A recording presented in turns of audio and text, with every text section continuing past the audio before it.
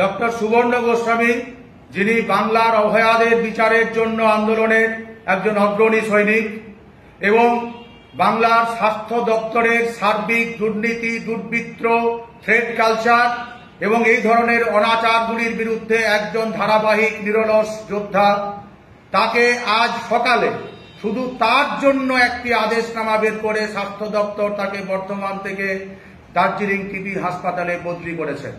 প্রসঙ্গত, এই সময়কালের মধ্যে ডক্টর গোস্বামীকে 8 বার বদলি করা হয়েছে।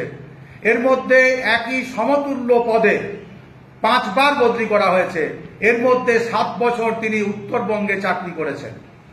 আমরা এই বদলির আদেশনামাকে চূড়ান্ত প্রতিহিংসাপরায়ণ বলে মনে করি এবং এই আদেশনামাকে নিন্দা জানাচ্ছি জয়েন্ট প্ল্যাটফর্ম অফ ডক্টরসের পক্ষ থেকে।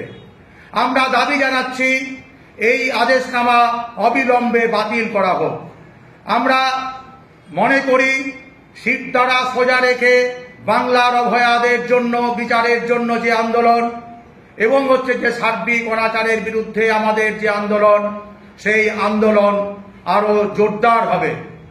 আমরা চিকিৎসক সহ অভয়াদের আন্দোলনের সমস্ত সহযোদ্ধার কাছে আবেদন জানাচ্ছি, আজ বিকেল 4টে এই প্রতিহিংসাপরায়ণ, অনৈতিক, অমানবিক আদেশনামা রদ করার দাবিতে স্বাস্থ্য ভবন অভিযানে সবাই সামিল হন।